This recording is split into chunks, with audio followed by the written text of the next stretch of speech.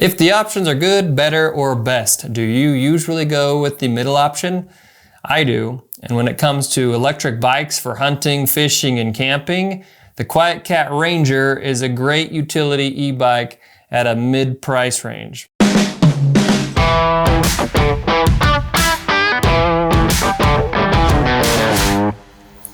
Let's talk about why it may or may not be a good fit for you. I'm not going to go into the features and specs too much. You can find all that on the website. But when we do look at the bike itself, there's a lot of things I really like about it. When you look at components, you've got brakes from Tektro. You've got their disc brakes, mechanical disc brakes. Very functional. I found them to be totally sufficient. Could stop quickly. They did get a little squeaky when dusty. Didn't need adjustment, but they were totally sufficient. Good brakes. However, they are on the low end of the product lineup from Tektro, so they're not high-end components. Same deal when it comes to the shifters. You have SRAM X3 and X4 shifter and derailleurs. These are also kind of at the lower end of the spectrum, but they're functional and they work, and frankly, if you wanted to upgrade them, it'd be easy to do and wouldn't cost too much. So it's a good way to get into an affordable, more affordable, I should say, e-bike for hunting with the Ranger, knowing that you can upgrade it as you go. As far as wheels and tires go, the wheels that I had on the one I used were 24-inch wheels, 4 foot, wow, that's a fat tire. 4-inch fat tires. Normally, it's supposed to come with, I think, a 26-inch wheel and 4.5-inch fatties. That's pretty sweet. Great tires, Kenda tires, good wheels. I mean, yeah, no complaints there, spot on. The computer was a basic LCD screen computer, so black readout, a little hard to see at night, but you can get a light on there. And it's pretty basic. You've got your power meter, you've got your speed when you're cruising down the road, the wattage, the motor output as you're going, an odometer. You got the basics that you need to operate the bike, and that's totally sufficient for me. Now, I did find that the little computer controller, the little speed adjuster, and the throttle lever was kind of cheap feeling. A lot of those plastic parts around the bike are a little bit, have a bit of a lower end feel, and you're probably going to be breaking some or fixing them up at some point. For a bike that's otherwise so heavy duty and robust, it'd be nice if those components were a little bit higher end or more durable. But that said, I never had any major problems. I broke a couple things like a fender when I was packing it up, but it worked out fine. And some of those things are add-ons anyway.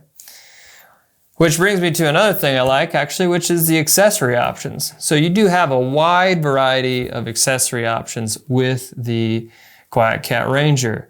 And every accessory that's available to their higher end bikes, like the Apex or otherwise, are also compatible with the Ranger. So you can, for the price of an Apex, for example, you could get into a Ranger and you could have a whole bunch of accessories with it, a trailer and all kinds of things. So I do like the accessories. I do like a lot of the QuietKat ones. Those saddlebags were pretty good, all those little plastic pieces on the inside that are supposed to keep it rigid against the frame, busted on me under normal use. But overall, I think there's a lot of good accessory options that you can use for them. Let's talk about the motor on the Ranger. So the Ranger uses a hub motor as opposed to a mid-drive motor. That hub motor can come in either a 750 watt or a 1000 watt configuration. The advantage of the hub motor are that actually it's pretty easy to ride and pretty fail-proof. You don't have a whole lot of issues with them. Now, I found it to be a very quiet ride, even quieter than a mid-drive. I also found that it was totally sufficient for everything I tried to do. And even off the line, maybe it's not quite as fast as a mid-drive, but when you're cruising, it's about the same. You're also not going to put the added wear and tear on a chain that you might with a mid-drive, so I was really happy with the hub drive motor. I didn't really see a need to have something more. One downside is if or when that motor fails, you're probably going to have to replace that whole wheel. It's a little bit more of an ordeal. So just be aware that could come up. But I found it to be totally sufficient. Cruising around trails on dirt, gravel, mud, a little bit of everything. That doesn't mean that it's easy all the time and that you never have to pedal. In fact, I found myself pedaling quite a bit, especially on anything a little bit uphill, or especially if it was a lot uphill. And you're going to be pedal assisting quite a bit on the Ranger. But I found it to be a very pleasant ride. On that note, it's a very comfortable ride. You know, the upright riding position is excellent. I never felt like I was slouched too far forward or sitting too far back. My butt didn't get sore after a long day of riding. It is a comfortable ride. It's got front suspension. That suspension is a coil, it's coil suspension, so it's not air. It is adjustable. It works pretty well. It has pretty decent travel. I think it's got 100 millimeters, 10 centimeters of travel. So you can go over pretty big stuff and not get too jarred by it. I thought it was good. Occasionally, it might have been nice to have some rear suspension on it, but I think the hardtail design makes a lot of sense for hunting because you've got the one and that sweet frame that they've got, which is a custom frame. It comes from QuietKat. QuietKat's unique design has that pannier rack built in, and it's actually welded to the frame. You can put a lot of weight on there, and they actually have a higher weight rating than most electric bikes out there, including from some of their competitors. So I like that the Ranger had a hardtail design. I found that worked really well. And there were some times when I was loaded down with gear. Plus, I'm a bigger guy at about 220 plus 20 pounds of gear. So, you know, that's quite a bit to be cruising around on.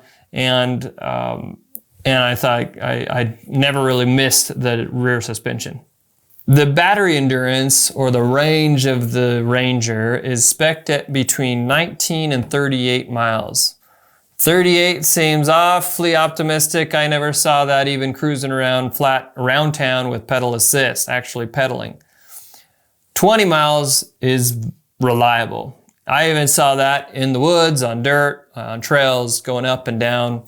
In variable terrain. I think 20 miles is a reliable figure you can get out of it. I wouldn't really plan on any more than that, especially if I'm going kind of far out there. Don't plan on going 15 miles in one direction and making it home. I would go no more than 10 miles in one direction if I wanted to get home. The bummer is once that battery runs dead, it is just a really heavy bicycle. And so having staying within a range that you can rely on is important. And I found 20 miles on a full battery to be realistic in terms of expectations for range. So that battery range could vary, however. If you're lighter, you know, different weather conditions, temperature ranges can even count. Although I was in pretty temperate, most of the time I was riding it was in the 60s and 70s. But that could vary a bit based on different conditions and the terrain you're riding on. So that's just my experience. I'm sure others have had different experiences with the same bike. Let's talk for a second about speed, takeoff, and then handling. So top speeds I hit on the 1000 watt motor version were 25 miles an hour. That was even on the flats. I'd pedal assist to get going, then just full throttle and the top speed, and I was hitting 25 miles an hour. And that was pretty fun. Now on dirt, a little bit less, but it was a speedy machine. Takeoff, it's all right. You know, it's not a motorcycle. It's not going to take off like a dirt bike, but it does take off nicely and it'll catch up. It'll cruise well. As far as handling goes, I felt like it was a bike that was very in control. You know, I could cruise over ruts, through ruts, not have to pay too much attention to the road in front of me, which when I was hunting was nice because I could still keep my head up and surveil around what's going on, looking for game. You're cruising pretty quiet, so it's nice to be able to look around. Unlike a skinny tire mountain bike or something else, you know, this was a very easy thing to ride, and the stopping power and all that was great. So very comfortable bike to ride. Another note on the durability. So it's mostly rugged, as I mentioned, but there's a lot of those plastic components that are prone to breaking or snapping or needing to be replaced. I think that's going to happen over time, and you'll just have to live with it. But it's mostly rugged where it counts, like the frame, wheels, tires, all that. Just plan on upgrading a few things here and there. One other thing I liked about the QuietKat is it comes with a lifetime warranty, at least on the frame. On other components, it's a 1 year from when you buy it. And that's pretty industry standard. But good frame, I don't expect that's going to break anytime, or it's not going to break easily, that's for sure. So at the end of the day, what do I think about the QuietKat Ranger? I think it's a good value for what you're paying. you're getting a good bang for your buck. There are a lot of e-bikes that are a lot more expensive that are catered towards the hunters and the hunting and outdoor market. But the Ranger seems to be a good compromise of durability and just ruggedness and utilitarianism versus price. I hope that helps make your decision on whether or not you want to move forward with the QuietKat Ranger. If you found this review helpful, please like the video. Consider subscribing to our channel where we'll do more gear reviews on not only electric bikes for hunting, but lots of other stuff too for hunting, camping, and fishing. Thanks, and we'll catch you on the next video.